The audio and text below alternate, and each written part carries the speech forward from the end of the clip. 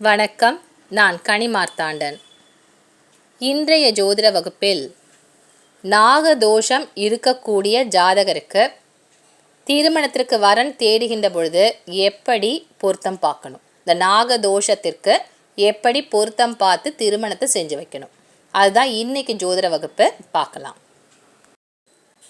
திருமணத்திற்காக வரன் தேடுகின்ற பொழுது ஒரு ஜாதகத்தில் நாகதோஷமும் செவ்வாய் தோஷமும் கணித்து பார்ப்பார்கள். எத்தனையோ தோஷங்கள் இருக்கு அப்படின்னு சொன்னாலும் இந்த இரண்டு தோஷங்களும் திருமணத்திற்காக பார்க்கப்படுகின்ற தோஷங்களில் மிக முக்கியமான தோஷங்கள். ஏன்னா மற்ற தோஷங்கள் ஒரு ஜாதகத்தில் வாழ்க்கையின் பாதிப்பை ஏற்படுத்தும். இது திருமணத்தையே பாதிப்பை ஏற்படுத்தக்கூடியதான் நாகதோஷமும் செவ்வாய் தோஷமும். அப்போ இந்த நாகதோஷம் ஒரு ஜாதகத்தில் எந்த இடத்துல ராகு இல்லைனா கேது இருந்தால் அது தோஷமாக கணிக்கப்படுகிறது அப்படின்னு பார்த்தீங்கன்னா, லக்கணத்திலேருந்து இந்த 12 ராசி கட்டங்களில் பெரும்பாலான கட்டங்களில் ராகு இருந்தாலே நாகதோஷந்தான். 3, 6, 11 ஆகிய ஸ்தானங்களில் இருந்தால் மட்டும்தான் ஒரு ஜாதகருக்கு நாகதோஷம் என்பது கிடையாது. அப்போது பெரும்பாலான ஜாதகங்களில் நாகதோஷம் என்பது உண்டு. ஏன்னா 1லேருந்து 12 ராசி கட்டத்தில் லக்கணப்படி மாறுகின்ற பொழுது பெரும்பாலானவர்களின் ஜாதகத்தில் நாகதோஷம் என்பது உண்டு. இந்த ஸ்தானங்களில் ராகு இல்லைனா கேது இருந்தாலே நாகதோஷந்தான். 3, 6, 11 ராகு இல்லைனா கேது இருந்தால் மட்டும்தான் ஒரு ஜாதகருக்கு நாகதோஷம் என்பது கிடையாது. இது மட்டும்தான் நாகதோஷத்தை கணிக்கின்ற முறையான்னு கேட்டிங்கன்னா இல்லை. ஒரு ஜாதகத்தில் ஒரு ஆணுடைய ஜாதகத்தில் குருவுடன் ராகு சேர்ந்து இருக்கக்கூடிய அமைப்பு, அப்படி இல்லைன்னா குருவுடன் கேது சேர்ந்து நிற்கக்கூடிய அமைப்பு, ஒரே ராசி கட்டத்தில் குருவுடன் ராகு இல்லைன்னா கேது, இந்த 2 கிரகங்களில் ஒன்று குருவுடன் சேர்ந்து இருக்கு ஒரு ஜாதகருக்கு அப்படின்னு சொன்னால் அவருக்கு நாகதோஷம் என்பது உண்டு. ஒரு பெண்ணுடைய ஜாதகமாக இருந்தால் சுக்கிரனுடன் ராகு அப்படி இல்லைன்னா கேது, இந்த அமைப்பு இருக்கக்கூடிய ஒரு பெண் ஜாதகி என்றால் அவருக்கு நாகதோஷம் என்பது உண்டு. ஒரு ஆண் ஜாதகரை குறிக்கக்கூடிய கிரகம், அவருடைய ஜீவனை குறிக்கக்கூடிய கிரகம் குரு.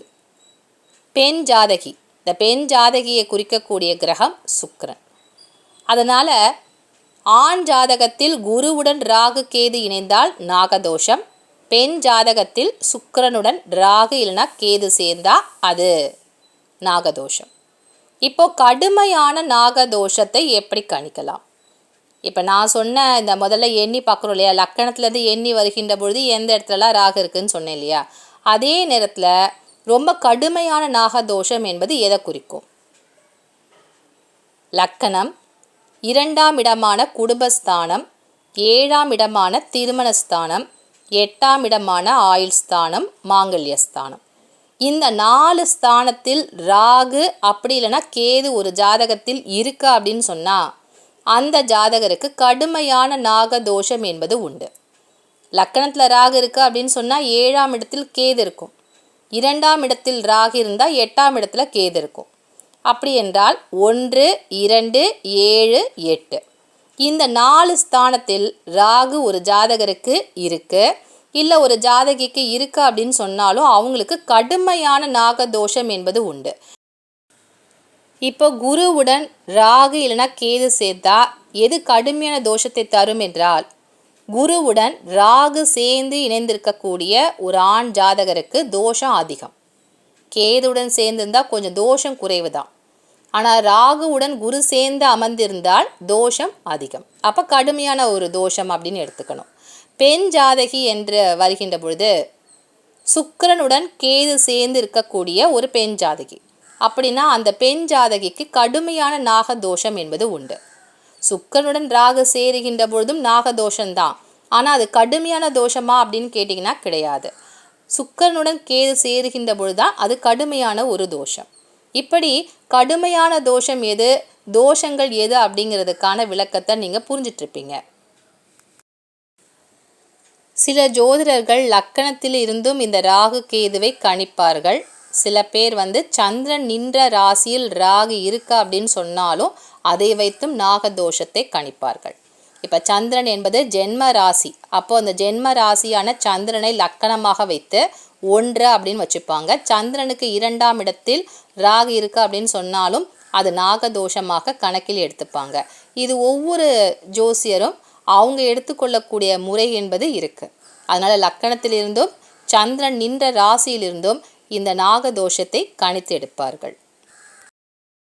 திருமணத்திற்கு வரன் தேடுகின்ற பொழுது இப்போ பெண்ணோட ஜாதகத்தில் லக்கணம் 2ஆம் இடம் 7ஆம் இடம் 8ஆம் இடம் இந்த 4 இடத்துல ராகு இருக்கு அப்படின்னு சொன்னால் அப்போ கடுமையான நாகதோஷம் உடைய ஒரு பெண் ஜாதகி.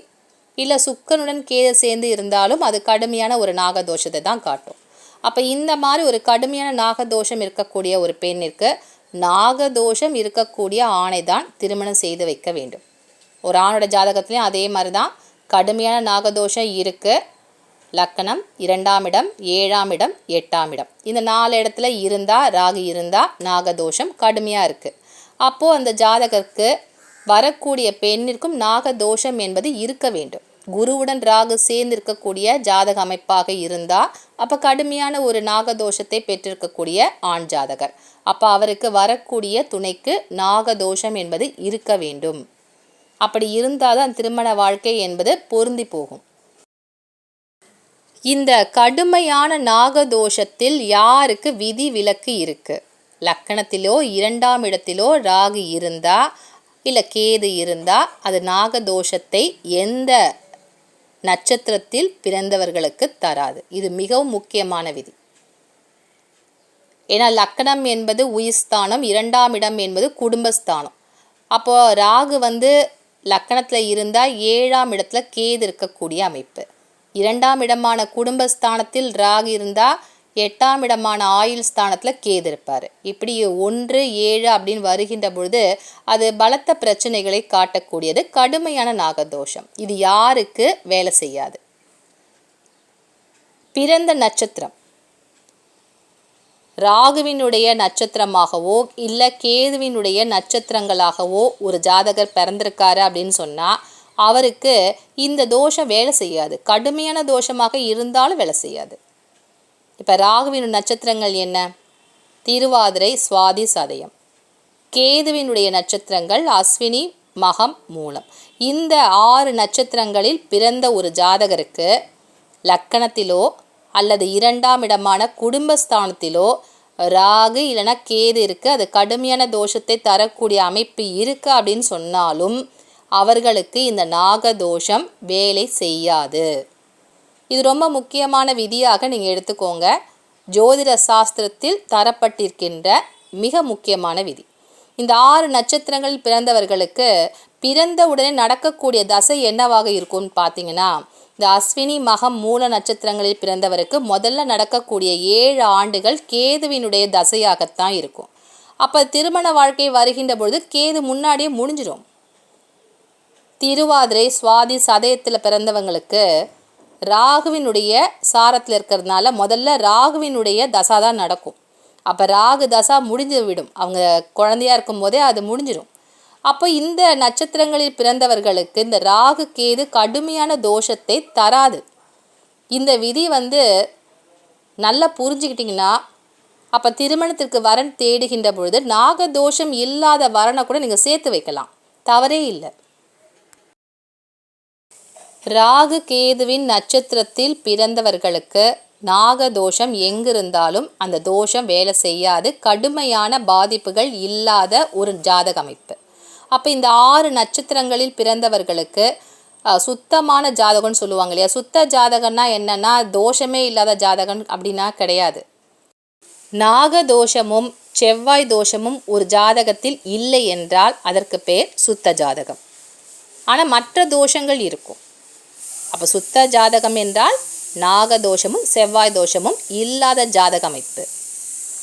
அந்த ஜாதகத்தையும் இணைக்கலாம், தவறு கிடையாது. ஏன்னா இவங்களுக்கு இந்த நாகதோஷம் என்பது வேலை செய்யாது, கடுமையான பாதிப்புகளை தராது. அதனால் சுத்தமான ஜாதகத்தையும் இணைத்து வைக்கலாம். இந்த 6 நட்சத்திரங்களில் பிறந்தவர்களுக்கு நாகதோஷம் வேலை செய்யாது. இல்லை கடுமையான தோஷம் இருக்கக்கூடிய ஒரு ஜாதக அமைப்பு கொண்டவர்களாக இருக்காங்க, அவங்களையும் இந்த கல்யாணத்தை சேர்த்து வைக்கலாமா இந்த 6 நட்சத்திரங்களில் பிறந்தவர்களுக்கு அப்படின்னு கேட்டிங்கன்னா கல்யாணத்தில் சேர்த்து வைக்கலாம். ஏன்னா இவர்கள் நாகதோஷத்திற்கு ஆட்படாதவர்கள், அதாவது நாகதோஷத்திற்கு கட்டுப்படாத 6 நட்சத்திரங்கள் அப்படின்னு எடுத்துக்கலாம். இந்த நட்சத்திரத்தில் இருக்கவங்கள நீங்கள் தைரியமாக திருமண வாழ்க்கையில் இணைத்து வைக்கலாம். கடுமையான நாகதோஷம் இல்லாத மற்ற ஸ்தானங்களில் இருக்கக்கூடிய ராகுவால் நாகதோஷம் இருக்கக்கூடியவர்களுக்கு இந்த பரிகார நாகதோஷம் அப்படின்னு சொல்லலாம். பரிகாரங்கள் மூலமாக அதனுடைய பலத்தை குறைக்கலாம். அப்போ ராகுவால் ஏற்படக்கூடிய தடை தாமதங்கள் விலகக்கூடிய அமைப்பு. அப்போ பரிகாரங்கள் மூலமாகவே அந்த நாகதோஷம் என்பது சரியாயிடும். இப்படிப்பட்ட ஒரு மிதமான அமைப்பில் இருக்கக்கூடிய தோஷம் இருக்கக்கூடியவர்களுக்கு நாகதோஷம் இருந்தாலும் அவர்களுக்கு அது அதிகபட்சமான ஒரு வேலையை செய்யாது. அதனால் திருமண வாழ்க்கை என்று வருகின்ற பொழுது நாகதோஷம் குறைவாக இருக்கக்கூடியவர்களுக்கு நாகதோஷம் இல்லாதவர்களையும் திருமண வாழ்க்கையில் இணைத்து வைக்கலாம். கடுமையான தோஷம் என்று வருகின்ற பொழுது அது திருமண வாழ்க்கையில் பல பிரச்சனைகளை தரும். அதனால் கடுமையான தோஷம் இருந்தால் மட்டும்தான் நீங்கள் ஜாதகத்தை நல்லா பார்த்து திருமண வாழ்க்கைக்கு பொருத்தங்களை சரியாக செய்யணும். இன்றைக்கி வகுப்பில் இந்த நாகதோஷம் இருக்கக்கூடியவர்களுக்கு எப்படிப்பட்ட வரனை திருமண வாழ்க்கையில் இணைக்க வேண்டும் என்பதற்கான ஒரு விளக்கத்தை புரிஞ்சிட்ருப்பீங்க. நாகதோஷம் இருக்கே அப்போ திருமண வாழ்க்கையே அமையாதா, இப்போ வயசு ஏறிட்டே போயிடுமா பிள்ளைக்குன்னு சொல்லி கவலைப்படாதீங்க. நாகதோஷம் பெரும்பாலானவங்க ஜாதகத்தில் உண்டு. அது எது கடுமையான தோஷம் இருக்குது, அப்போ எப்பேற்பட்ட நட்சத்திரங்களை இணைத்தால் அது தோஷம் வேலை செய்யாது அப்படிங்கிறதுக்கான விளக்கம் புரிஞ்சிட்ருப்பீங்க. மீண்டும் அடுத்த வகுப்பில் உங்களை சந்திக்கின்றேன். நன்றி, வணக்கம்.